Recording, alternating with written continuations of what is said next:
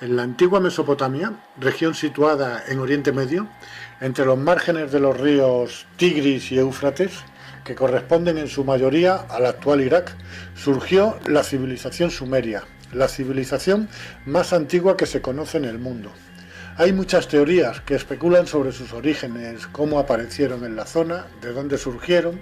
Los sumerios comenzaron a escribir su historia supuestamente hace unos 6000 años, mediante pictogramas en tablillas de arcilla. A esta escritura se la denominó escritura cuneiforme y ha sido reconocida como la primera escritura o forma de expresión aparecida en la historia de la humanidad.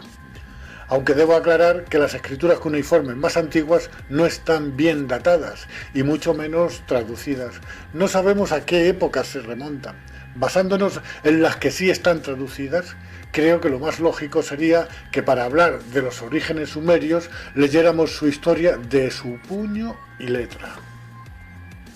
Zacharias Sitchin dedicó 30 años de su vida a la traducción de las tablillas sumerias. Y para avalar dichas traducciones, quiero dejar bien claro quién era este personaje. Nació en Bakú, Azerbaiyán, el 11 de julio de 1920 y murió en Nueva York a la edad de 90 años, el 9 de octubre de 2010. Fue escritor, historiador y lingüista autodidacta, licenciado en Historia Económica, dominaba a la perfección el hebreo antiguo y el moderno, y fue capaz de traducir miles de tablillas en el idioma cuneiforme de los sumerios, así como otros idiomas antiguos de Oriente. Las obras de Sitchin se han traducido a 26 lenguas y publicadas en ediciones de bolsillo e incluso en versión braille. No voy a contar la larga historia que nos cuenta Zacharias Sitchin sobre los sumerios. Pienso que muchos de ustedes la conocerán y los que no la conozcan les aconsejo que se vean en YouTube dichas traducciones por capítulos en vídeos, llevados magistralmente de la mano de David Parcerisa. A grandes rasgos, en sus traducciones, Sitchin nos cuenta que hace unos 445.000 años llegaron unos seres a nuestro planeta para extraer minerales, principalmente oro. En aquella época aún no había aparecido el hombre moderno. Hace unos 200.000 años, estos seres se cansaron de extraer oro y para su extracción crearon al hombre moderno mediante ingeniería genética. En principio, con varios intentos fallidos. Parece que mezclando su propio ADN con el de un homínido que habitaba por aquel entonces en África. La mezcla de ADN era insertada en el vientre de una hembra de esos homínidos. El resultado era un ser bastante torpe para el desempeño en las funciones mineras o de cualquier otra función. Después de varios intentos, dieron con la clave que les hacía fracasar con todos estos híbridos. En lugar de insertar el óvulo fecundado de hembra homínido en su vientre, lo insertaron en un vientre de hembra Anunnaki. Sí, Anunnaki, con este nombre denomina a esta raza extraterrestre Zacharias Sitchin en sus traducciones. El rey de dicha raza se llamaba Anu y que desde su planeta envió a la Tierra a sus dos hijos, Enlil y Enki, que comandaban toda la expedición aquí en la Tierra. El ingeniero en genética fue precisamente Enki, y la hembra Anunnaki en la que se experimentó fue su propia hermana, que dio a luz al primer hombre moderno. Enki quedó fascinado por el resultado, pues había dado con el ser perfecto para hacer de mano de obra para estos seres, que según cuentan, crearon al hombre a su imagen y semejanza. Estas tablillas en arcilla, que fueron escritas a lo largo de un periodo que pudo ser de varios miles de años, algunas están datadas de hace unos 5.500 años, pero las hay mucho más antiguas. ¿Hasta dónde se pueden remontar en el tiempo? Por la zona en la que transcurren los acontecimientos, los sumerios son, con toda seguridad, los supervivientes del diluvio universal. Que más que un diluvio tuvo que ser una inundación a nivel planetario. Parece ser que hace unos 12.000 años los polos sufrieron un deshielo, puede que de manera natural, pero me inclino más por una acción provocada, por una inteligencia que buscaba más el castigo y el exterminio de la raza humana. El nivel de las aguas subió a cotas inimaginables. Debieron de provocarse grandes e innumerables tsunamis, pues tal y como narra Platón en el Críteas, La Atlántida quedó destruida y sumergida en una sola noche. Se habla también de otro continente hundido, entre el Pacífico y el Índico, Lemuria.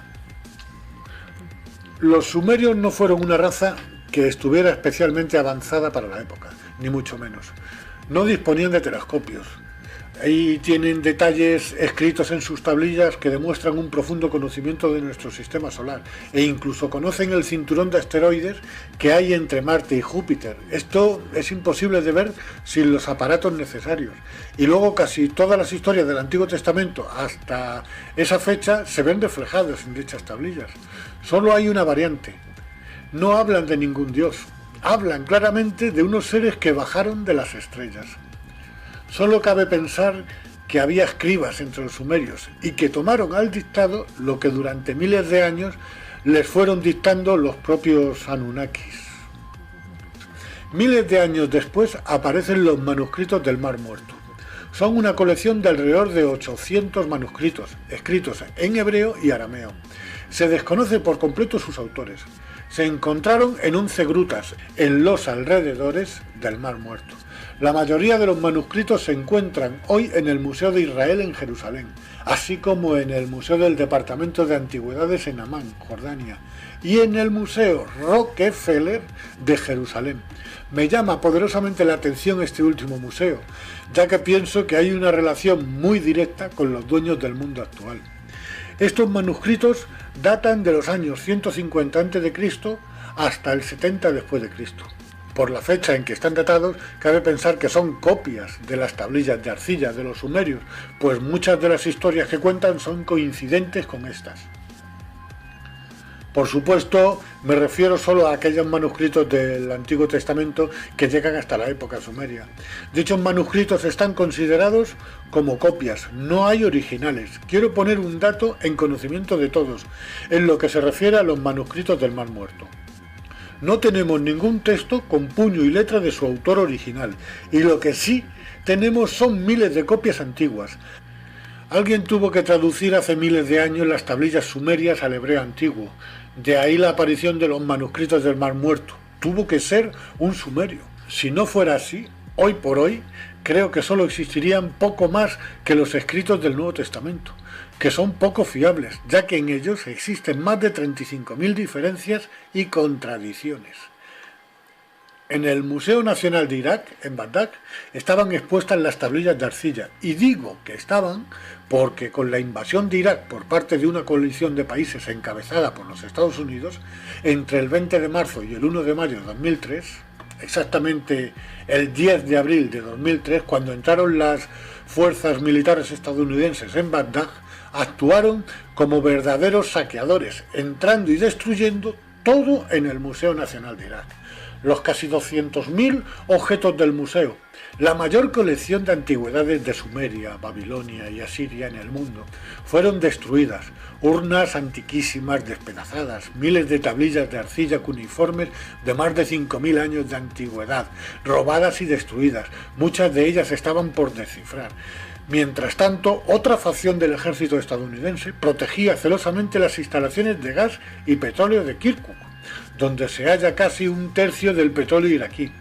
Es curioso, parece que entraron con dos fines: borrar la historia del verdadero origen del hombre y robar las reservas de gas y petróleo. ¿Dónde quedó el supuesto motivo de la guerra? ¿Dónde estaban las armas de destrucción masivas? Puedo entender que por codicia, por avaricia, fueran a por las reservas de gas y petróleo. Pero, ¿qué se esconde tras la destrucción de las tablillas de arcilla?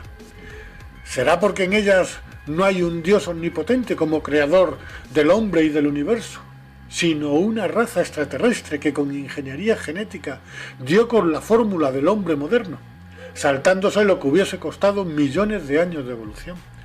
De conocerse esta historia, podrían haber caído las religiones judeocristianas, que tanto tienen en común, y con ellas la institución más grande que existe, la Iglesia Católica. Teniendo en cuenta que en su mayoría la élite financiera son de origen judío, no es muy difícil de imaginar que los dueños del mundo pudieron dar consignas de cómo actuar en la entrada de Bagdad. para que se pudiera salvar un secreto que lleva escondido miles de años y así impedir que cayera el Vaticano y todo lo que esto supone. No quedaría ni un ladrillo de iglesias y catedrales de las religiones monoteístas.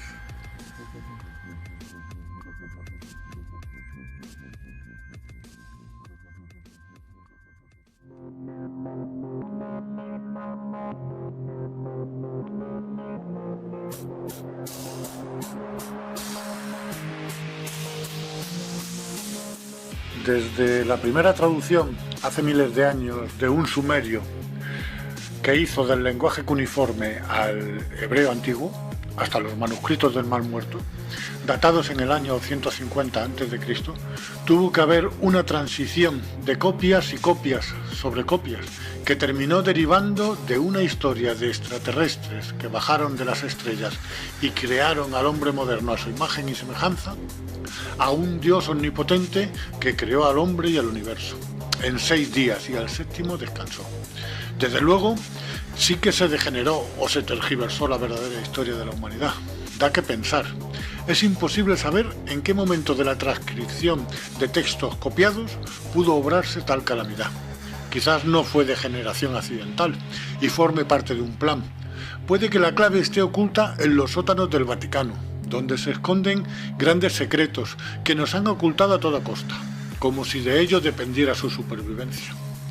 El hecho es que, a causa de un plan maléfico, se cambia la interpretación de unos escritos y nace un Dios omnipotente, creándose las 3 religiones monoteístas, con un propósito claro: dividir a los hombres en ideologías absurdas hasta llegar al fanatismo religioso, fomentando el odio y la guerra entre naciones, que abanderaban cada uno un Dios con distinto nombre y que en definitiva parece ser el mismo Dios. ¿Quién está detrás de todo esto? ¿Quién manipula la historia y la moldea a su antojo?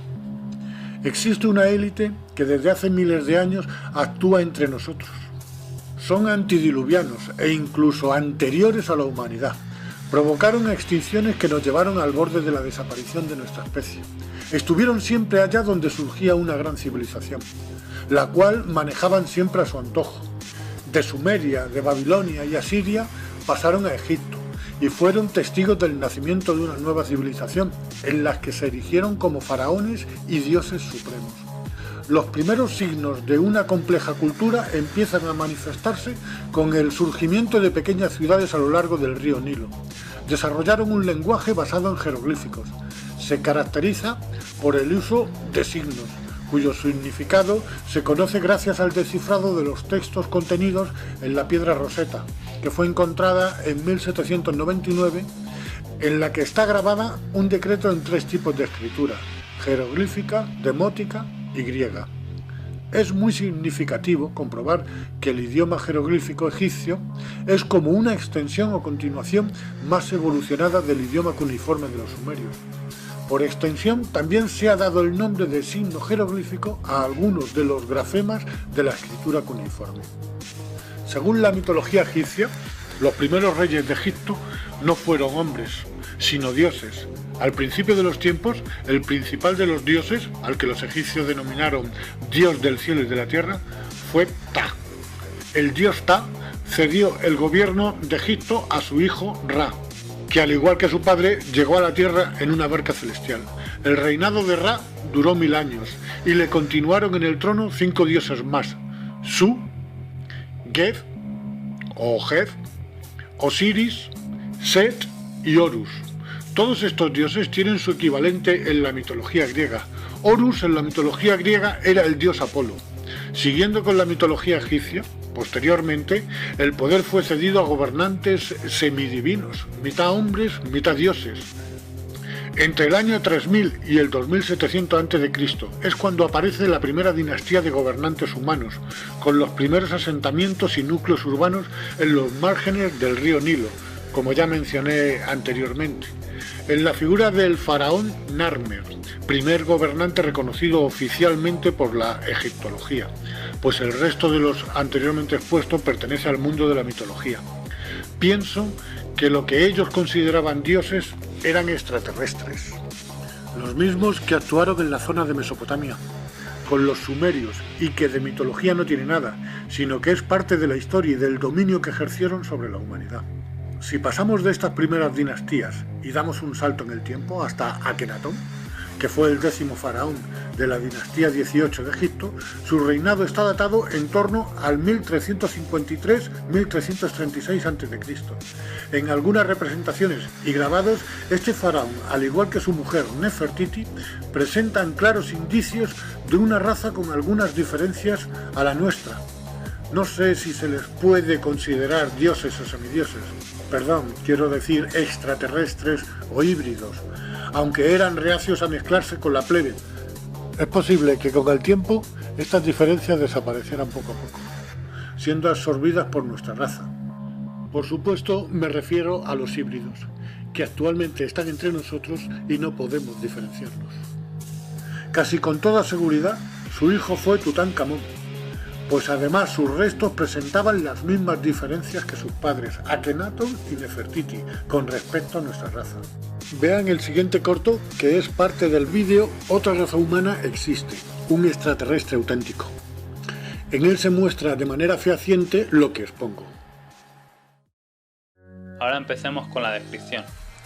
Fijaros en sus cabezas. Sus cráneos son extremadamente grandes en comparación con los nuestros. Sus caras son alargadas.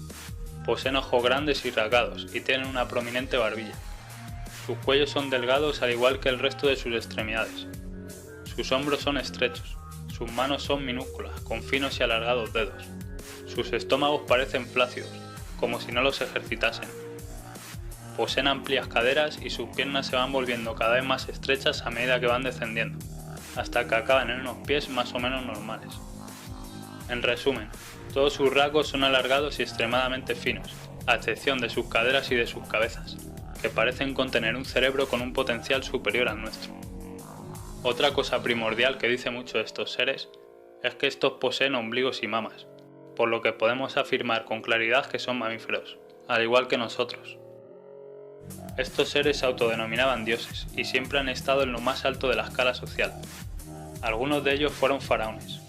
Un caso muy claro fue el del faraón Akenatón y su esposa, la reina Nefertiti, que son los que os he mostrado antes.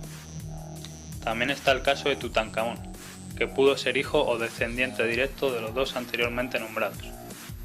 Pero estos seres no solo han estado presentes en la era egipcia, con toda seguridad tuvieron su origen mucho más atrás en el tiempo, en otra zona. Estos mismos seres fueron descritos por los sumerios en la antigua Mesopotamia. Como muchos ya sabréis, ellos mencionaban a los ya conocidos Anunnakis, que poseían las mismas similitudes físicas que las de la raza de Ata. Aunque deben de saber ustedes que según las traducciones de las tablillas de Sumeria, a los ciudadanos de entonces no se les permitía representar el aspecto real de los dioses Anunnaki. Aún así podemos ver cómo en ambas representaciones las similitudes físicas se asemejan demasiado, como por ejemplo en el tamaño de las cabezas, en la altura. Incluso podemos ver a algunos de estos seres en ambas culturas representados con cabezas de águila y con alas. El simbolismo es el mismo. Ahora fijaros en el simbolismo que nos muestra tan abiertamente la Iglesia Católica. Para empezar, tienen un obelisco en medio del Vaticano. Pero hay algo que me llama más la atención. Ojo al sombrero del pontífice. La forma de este hace referencia a la forma de la cabeza de estos seres. La Iglesia utiliza los mismos sombreros que lucían estas criaturas en el antiguo Egipto. Creo que ya sabemos todos a quién adora la Iglesia, pues estos seres parecen ser los extraterrestres que bajaron de las estrellas y que nos crearon a su imagen y semejanza.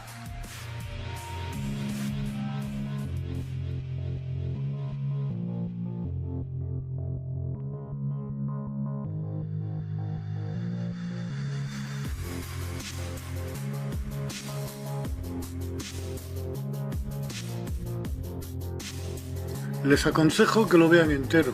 Lo encontrarán en nuestro canal de YouTube, La extinción que viene. Les recuerdo el título. Otra raza humana existe, un extraterrestre auténtico. Según fue perdiendo fuerza el imperio egipcio, hasta su desaparición como potencia, empezó a emerger otro gran imperio, Roma, y hasta él se desplazaron estos seres para continuar con su manipulación.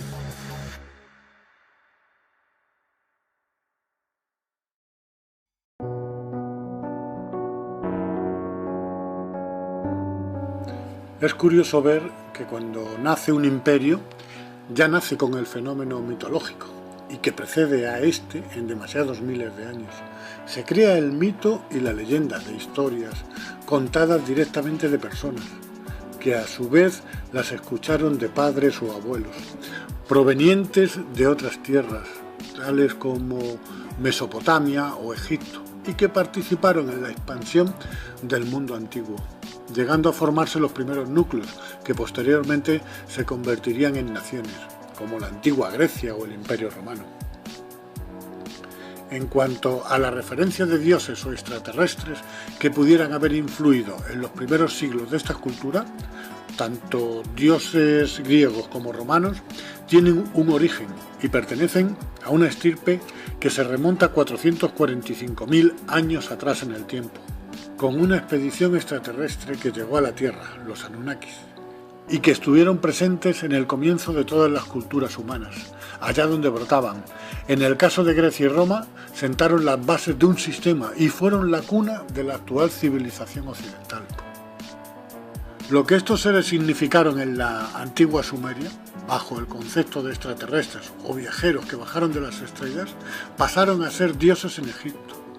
Y esta condición les gustó más que la de extraterrestres, porque siguieron siendo dioses en las culturas griega y romana, construyéndose templos, verdaderas obras de ingeniería en su nombre, tales como el Templo de Atenea o el Partenón en Atenas.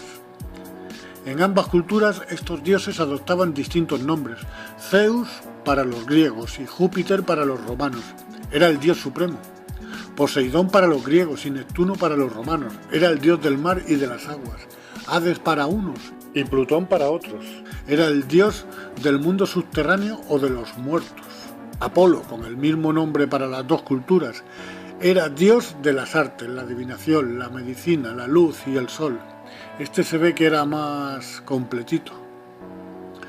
Hefesto para unos y Vulcano para otros, fue el dios del fuego. Ares para los griegos y Marte para los romanos, fue el dios de la guerra. Dioniso para unos y Baco para otros, fue el dios del vino. Atenea o Minerva, diosa de la sabiduría. Afrodita o Venus, diosa del amor y la belleza femenina. Artemis o Diana, diosa de la naturaleza y los animales salvajes. Roma se convirtió en un imperio muy poderoso y agresivo, invadiendo todos los países a los que llegaban sus ejércitos. Llegó a abarcar desde Britania, hoy Inglaterra, hasta el Tigris y el Éufrates, abarcando casi toda Europa, el norte de África y parte de Asia, hasta el Medio Oriente. Entre sus conquistas se encontraba Siria, que en el año 63 a.C. pasó a ser provincia de Roma, y de ahí las tropas romanas se dirigieron a la región de Judea, imponiendo su autoridad en dicha región. Aquí se encontraron con un pueblo, el judío, que adoraban a un solo Dios, Jehová, el Dios del Antiguo Testamento, un Dios castigador, rencoroso y vengativo, y como bien pone en sus sagrados escritos, llegó a hacer pactos con los grandes patriarcas del pueblo judío, llegó a prometerles poder y riquezas, con tierras hasta donde alcanzara la vista y una gran descendencia que superaría en número a las estrellas del firmamento. Todo a cambio de sumisión y veneración. Realmente con este pacto vendieron su alma a cambio de poder y riquezas. Todavía rige este pacto, porque hoy en día son los dueños del mundo. La élite financiera que nos domina son de origen judío. Es el mismo pacto que se le ofrece a Jesús en el desierto, a cambio de sumisión total. Y Jesús rechaza el ofrecimiento, pero Jesús no le llama Padre. Todos sabemos que le dice: apártate de mí, Satanás. Jesús le dijo a los judíos: sois de vuestro padre el diablo, y queréis hacer los deseos de vuestro padre. Él fue un homicida desde el principio, y no se ha mantenido en la verdad, porque no hay verdad en él. Cuando habla mentira, habla de su propia naturaleza, porque es mentiroso y el padre de la mentira. Quien quiera comprobar estas palabras, que busque en el Evangelio de Juan 8:44. ¿Quién fue Jesús? ¿Fue un enviado o un adelantado a su época? El Padre o Dios al que se refiere Jesús no tiene nada que ver con el Dios del Antiguo Testamento. Jesús, según los entendidos, nació en el año -7, no en el año cero. Herodes I el Grande, rey del pueblo judío, en calidad de vasallo de Roma, sabía de la llegada del Mesías, de su nacimiento. ¿Por qué le temía tanto? Tanto como para ordenar la matanza de tantos inocentes. Como no sabía quién de todos los nacidos era el Mesías, este monstruo mandó matar en Belén, Judea, a todos los niños menores de 2 años. Más adelante, a los 33 años, son los líderes judíos los que con denuncias falsas entregan a Jesús a los romanos para que éstos lo crucifiquen. La verdad es que ni el Dios de los judíos ni los judíos querían a Jesús, le temían. De todos es conocido, Poncio Pilatos da a elegir al pueblo judío entre 2 personas, a quién dejar en libertad y a quién crucificar. Uno era un famoso asesino, Barrabás, y el otro era Jesús, y todo el pueblo judío pedía a gritos la crucifixión de Jesús. Su mensaje fue de amor y de paz para toda la humanidad, para todos por igual. Sin embargo, el Dios del Antiguo Testamento solo favorecía al pueblo judío, el pueblo elegido por Dios. Según consta en el Antiguo Testamento, destruyó pueblos enteros para que se fueran asentando familias y clanes judías, y a su vez dejar libre el paso de estos hacia la tierra prometida, donde hoy en día son nación, bajo el nombre de Israel, y siguen con el ejemplo de su Dios, pues siguen masacrando al pueblo palestino. Jesús intentó que su mensaje llegara a todo el mundo. Se creó un movimiento después de su muerte, alrededor de su figura, pues sus primeros seguidores, los primeros cristianos, debieron de ser auténticos, muy distintos a lo que poco después ocurrió, pues este movimiento fue adulterado y sus bases totalmente cambiadas o confundidas. Antioquía la Grande o Antioquía la Bella era en aquella época una de las principales ciudades del Imperio Romano y la tercera urbe más poblada, después de Roma y Alejandría. Su población pudo alcanzar hasta los 500.000 habitantes. Se fundó en Antioquía una comunidad religiosa integrada por judeocristianos. Antioquía fue el primer lugar donde los discípulos fueron llamados cristianos, pues anteriormente eran considerados como una secta del judaísmo. En aquella época, es decir, principios del siglo II, el obispo Ignacio de Antioquía fue autor de 7 cartas que redactó en el transcurso de unas pocas semanas, donde parece ser que incluyó a los 4 evangelistas, Juan, Lucas, Mateo y Marcos, como los 4 evangelios auténticos, pasando a ser apócrifos el resto de evangelios. Muchos evangelios, entre los que se encontraban el de Judas, María Magdalena, Tomás o Felipe, escritos más fiables y contemporáneos de la época de Jesús, ya que los de Juan, Lucas, Mateo y Marcos son muy posteriores a la muerte de Jesús y tomados al dictado por estos, y en los que hay muchas contradicciones. El obispo Ignacio de Antioquía fue condenado a muerte en tiempos del emperador romano Trajano, acusado de profesar el cristianismo. Las leyes romanas perseguían y condenaban a muerte a los cristianos. A principios del siglo IV de nuestra era, cuando la población cristiana creció hasta ser el 50% de la población total, el emperador Constantino I el Grande, para evitar más enfrentamientos entre la población, convocó el primer concilio de Nicea en el año 325, que otorgó legitimidad legal al cristianismo en el Imperio Romano por primera vez, y parece que fundió las creencias de una parte politeísta con otra parte monoteísta. De esta fusión religiosa salió una sola religión monoteísta, y la mayor chapuza que uno se pueda imaginar, y que todavía sigue en vigor y de la que se dice que tiene en la actualidad 1.000 millones de seguidores. Yo me pregunto, ¿me estarán contando a mí entre sus seguidores? Porque resulta que si el dato viene de todos los bautizados, yo estoy bautizado, y como yo, muchísima gente a la que no se les preguntó si querían ser cristianos. Si a 1.000 millones le restamos los que no nos sentimos cristianos, ni tampoco somos practicantes, seguro que esta cifra bajaría muchísimo, a saber hasta qué cotas. Si Jesús levantara la cabeza, no se sentiría representado por esta iglesia, que lo único que hace es recaudar e invertir en bolsa y en oscuros negocios, en todas las industrias, para seguir creciendo como la mayor de todas las multinacionales, mientras que miles de niños mueren de hambre en el mundo. Su fuerza e influencia sobre los poderes políticos se ven reflejados en las subvenciones que reciben de casi todos los gobiernos y están libres de impuestos. Su conexión con la élite y el nuevo orden mundial es muy evidente. Hacia finales del siglo IV comenzó la decadencia del Imperio Romano y a finales del siglo V fue su caída.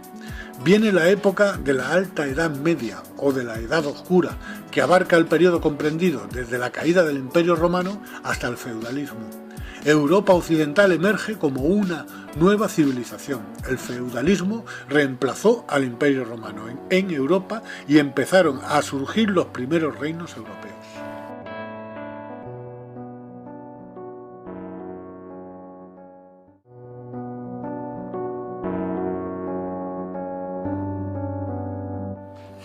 Las religiones, el gran invento del enemigo de la humanidad.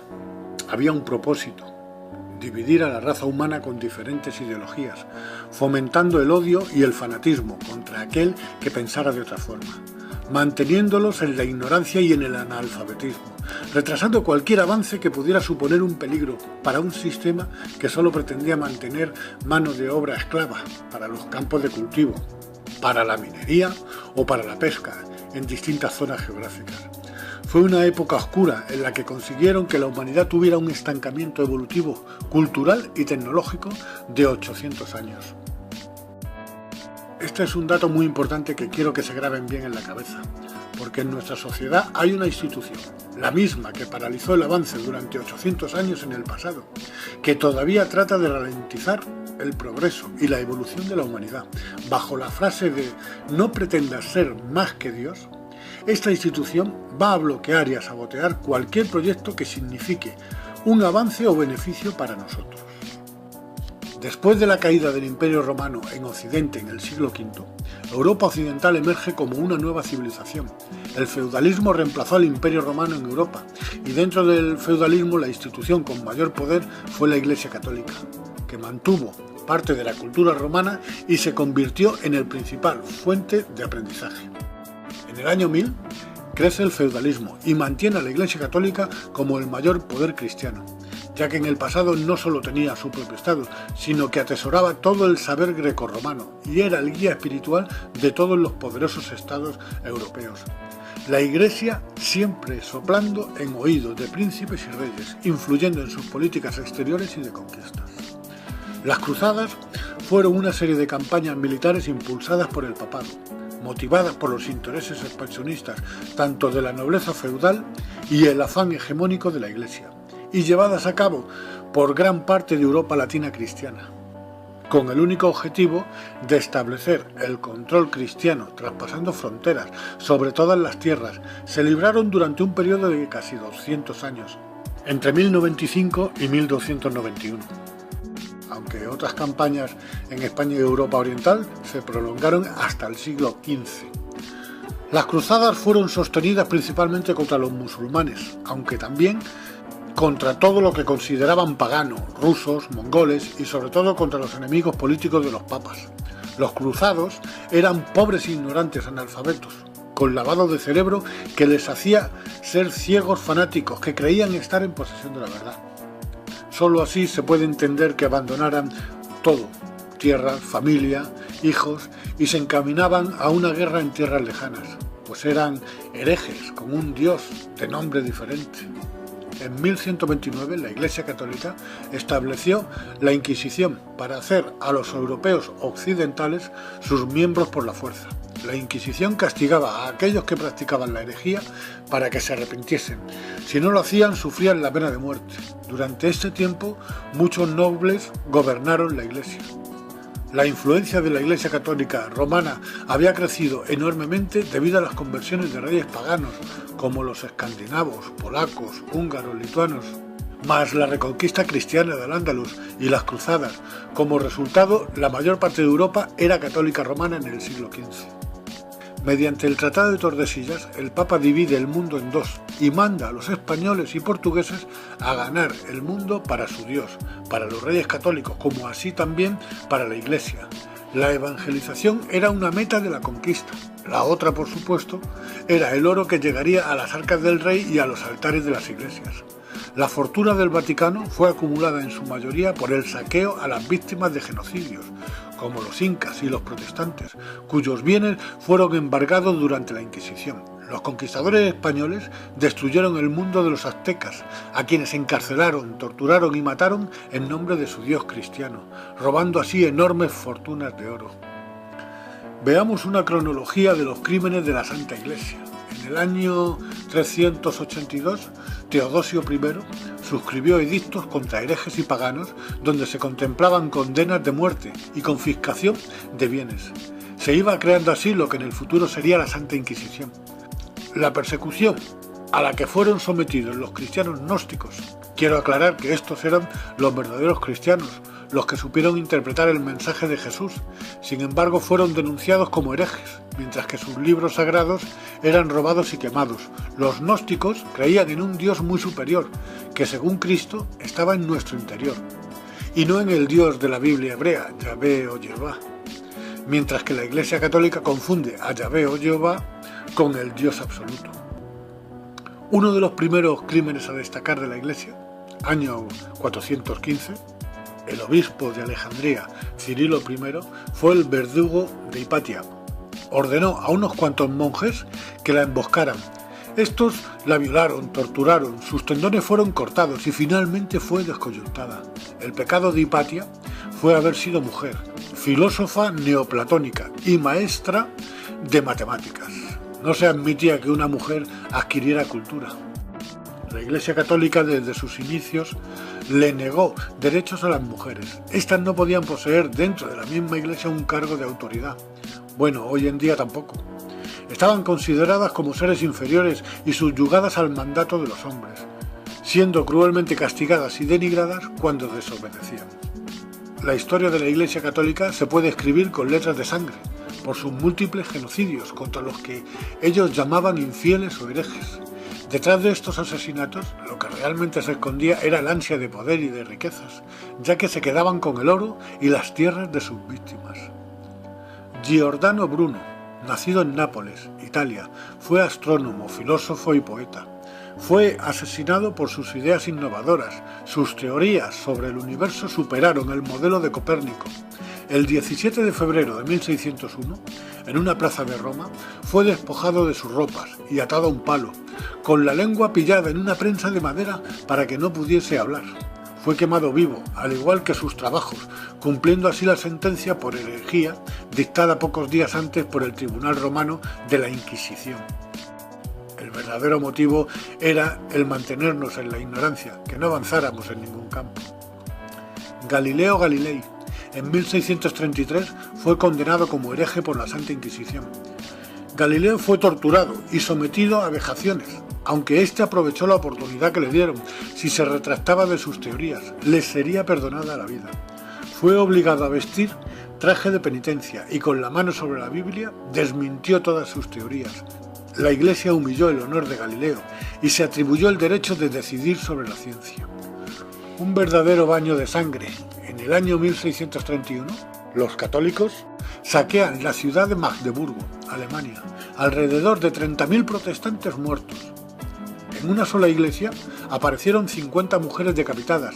Según cuenta el poeta Friedrich Schiller, algunas de ellas en ese momento se encontraban dando el pecho a sus bebés. La ciudad acabó con tan solo 400 habitantes. Durante la Inquisición, este no fue el único caso. Ocurrió en muchas localidades del mundo.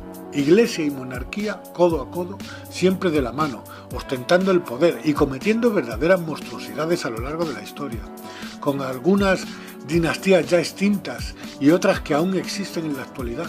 La de Alemania, casa de Hohenzollern, era de la línea prusiana. Austria, casa de Habsburgo.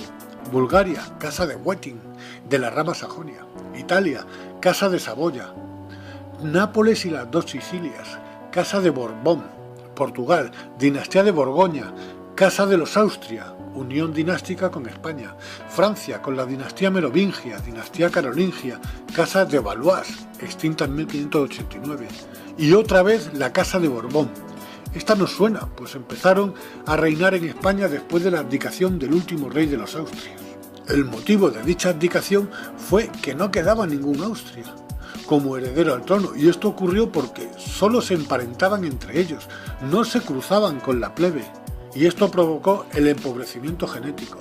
Era costumbre muy común entre la realeza no mezclarse con los que ellos llamaban plebe o vasallos, y a punto estuvo de ocurrirles a los Borbón más tarde. Otras dinastías aquí mencionadas se extinguieron, y también a muchas otras dinastías del mundo. Este detalle es muy importante, porque ya desde los tiempos sumerios, en el primer capítulo de esta serie, En busca de la verdad, ya ocurría entre los Anunnakis, como también ocurría en tiempos del antiguo Egipto, con los faraones citados en el segundo capítulo, como también en el tercer capítulo ocurría con los emperadores romanos, pues es de todos conocido cómo mantenían relaciones en muchas ocasiones con hermanas o hijas de las que tenían descendencia. Desde el principio de la historia ha sido un vínculo común en todas las esferas del poder. En Europa quedan 10 naciones con lo que políticamente es denominado monarquía parlamentaria. Hacia finales del siglo XVIII, con la Revolución Industrial, y finales del siglo XIX y principios del XX, empezó a florecer otro gran imperio en Norteamérica.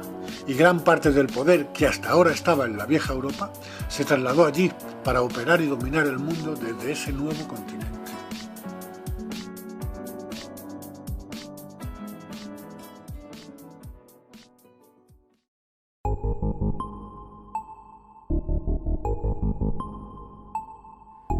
A finales del siglo XVIII, con la Revolución Industrial, damos fin al mayor estancamiento evolutivo provocado por la Iglesia en la Edad Oscura del feudalismo medieval.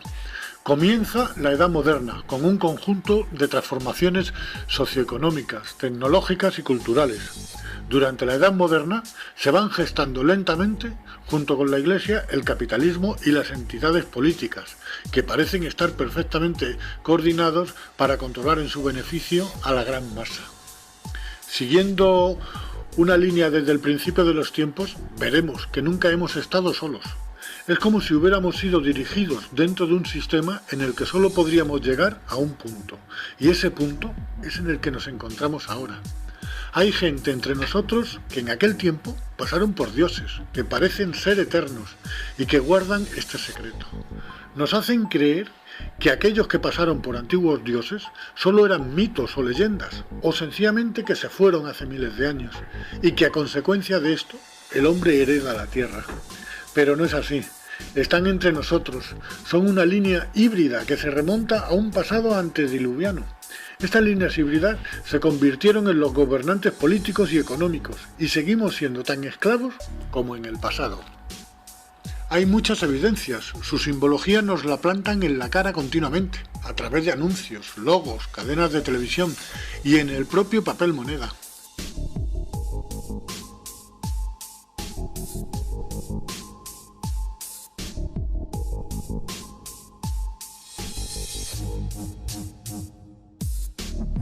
Aparecen en todo el mundo construcciones de miles de años de antigüedad, con una tecnología imposible para la época e incluso para nuestra tecnología. Son millones los avistamientos de extrañas naves con maniobras de vuelo imposibles.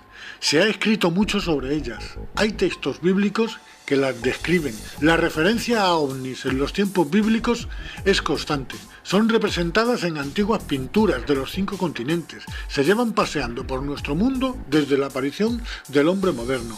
Hoy en día son muchos los testigos que las han observado, atónitos, y que al contarlo se les toma por locos.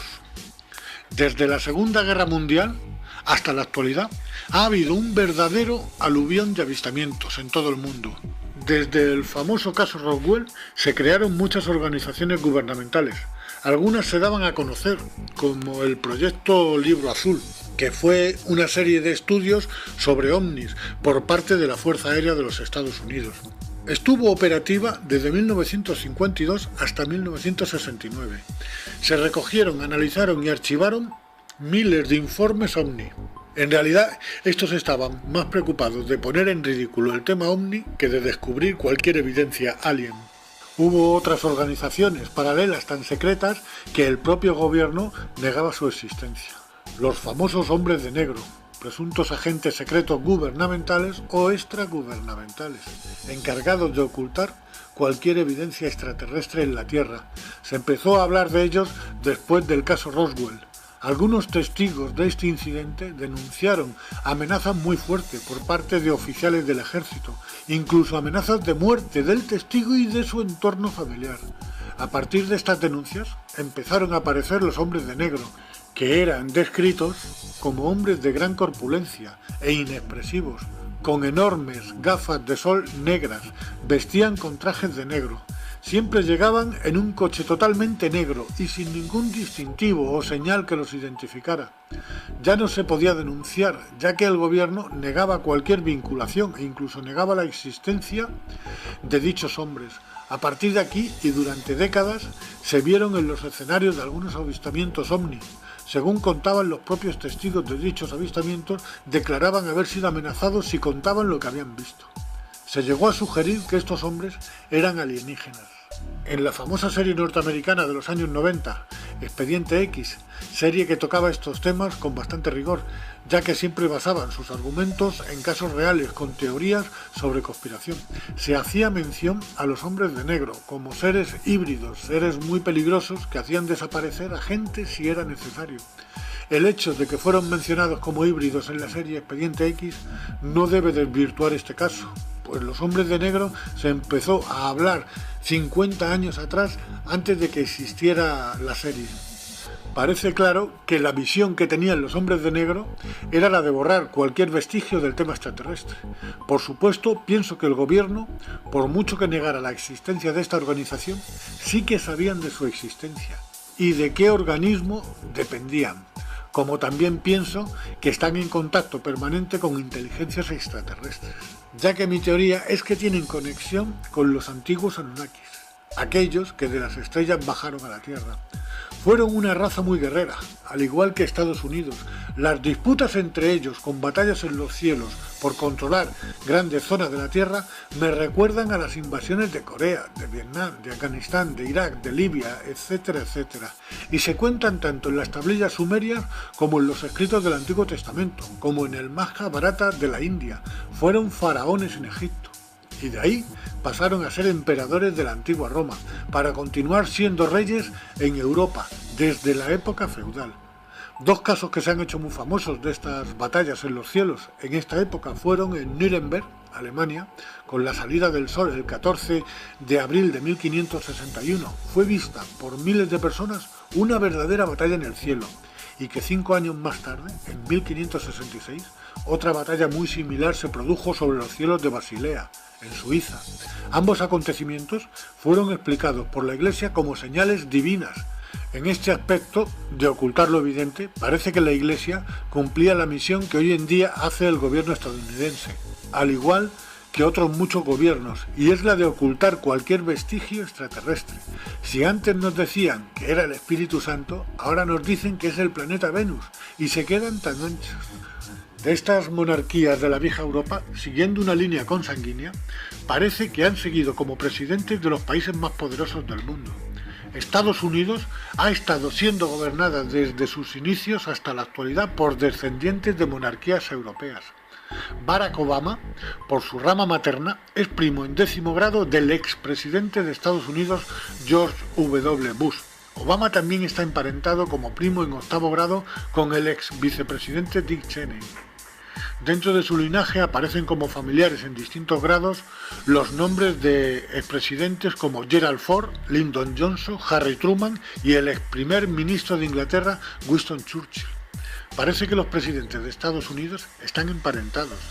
Los 44 que se han convertido en presidentes de los Estados Unidos están todos emparentados. 33 de ellos se remontan a Carlomagno, uno de los monarcas más famosos. Fue rey de los francos, actual Francia, y de los lombardos, desde el año 768 hasta su muerte en el año 814. Conquistó Italia y fue coronado Imperator Augustus por el Papa León III, el 25 de diciembre del año 800 hasta el año 814 en Roma.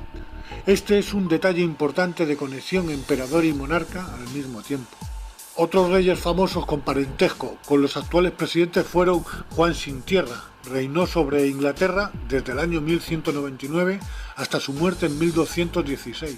Sucedió en el trono a su hermano mayor, el rey Ricardo Corazón de León. Investigando la genealogía de toda esta gente, podemos ver que son de origen judío. El mismo Barack Obama y su mujer Michelle Obama son de origen judío. Y al igual que en el pasado, siguen emparentándose con los de su clase, dentro de su círculo. Los tres poderes que gobiernan el mundo son la Iglesia, siempre conspirando y tratando de frenar el avance tecnológico y evolutivo de la humanidad, manteniéndonos en la ignorancia o en un estado de suspensión al estilo de Matrix. Después está el poder político, que ha creado unas leyes que son los cimientos del sistema que nos ahoga y nos hace esclavos. Y detrás de estos, ocupando lo más alto en la cúspide de la pirámide, un poder oculto, una sociedad secreta tan poderosa que hace temblar a los cargos políticos más poderosos del mundo. Forman una sociedad cerrada, con un poder increíble, tienen un arma invencible, manejan la economía mundial, controlan todas las industrias, son una élite financiera, propietarios de los mayores bancos del mundo. Y a través de estos controlan los bancos centrales del mundo, desde la Reserva Federal Americana y desde el Banco Central Europeo. Reginald Mackinac fue banquero y político británico. En el año 1924 dijo: "Me temo que al hombre de la calle no le gustaría saber que los bancos pueden crear, y de hecho crean, dinero. El volumen del dinero en existencia varía solamente con la acción de los bancos, acumulando o reduciendo los préstamos. Los que controlan el crédito de una nación dirigen la política de su gobierno y tienen en sus manos el destino del pueblo. Emiten el dinero en la medida que les conviene y crean colapsos a nivel mundial cuando les viene en gana. Un ejemplo muy claro, y que está muy reciente, es la actual crisis y la llegada del nuevo orden mundial. Fíjense en el siguiente vídeo, las 3 etapas de la crisis. La crisis, una maniobra de los banqueros. Esta estafa, llamada crisis, se puede resumir en 3 etapas. La primera etapa: los bancos son autorizados por la Reserva Federal y el BCE a conceder todo tipo de créditos, sobre todo hipotecarios, con las mayores facilidades al cliente. Para ello, la Reserva Federal y el Banco Central Europeo emitirán todo el dinero que les soliciten los bancos para conceder dichos créditos. Después de unos cuantos años concediendo créditos a diestro y siniestro, apenas sin poner inconvenientes, viene la segunda etapa. La segunda etapa. A estas alturas el consumidor ya ha pagado una buena parte de la deuda y aquí se pone en marcha el parón. De golpe se corta el flujo de los créditos. Todos los bancos al unísono dejan de conceder créditos y todas las empresas constructoras con proyectos enteros terminados, así como urbanizaciones enteras por vender, cientos de miles de viviendas esperando un comprador. Comprador que no llega, pues no se conceden créditos.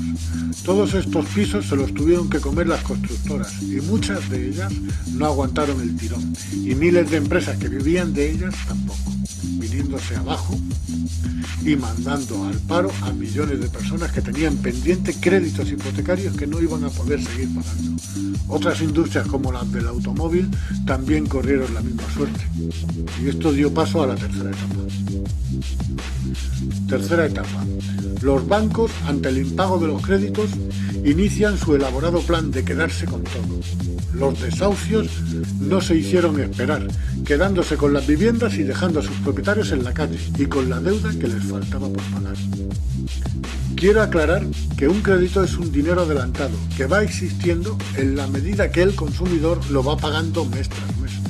Bajo este principio hay que entender que los bancos prestan un dinero que no existe. Luego se quedan con las casas de sus víctimas que sí existen y que estuvieron pagando mes tras mes con un dinero que sí existe. Y se quedan con una deuda real que no deja levantar cabeza a nadie. Esto no es la primera vez que ocurre, porque esto mismo ya lo hicieron en 1910 y en 1929 con el famoso crack del Octubre Negro. La gente, al igual que ahora, se tiraban por las ventanas. Esto es el comienzo de una nueva era. El nuevo orden mundial está llegando a todas partes. Se avecina de nuevo la Edad Oscura, donde unos pocos se erigen como los dioses del pasado, para mantenernos bajo su pie como esclavos. Los causantes son la élite, o mejor dicho, el cártel de banqueros que domina el mundo. Me refiero a los Rothschild, J.P. Morgan, Rockefeller, Warburg, etc., etc. Son de origen judío, al igual que los presidentes estadounidenses. El pacto que sellaron los grandes patriarcas con Yahvé o Jehová sigue estando en vigor. Siguen siendo el pueblo elegido por el Dios del Antiguo Testamento.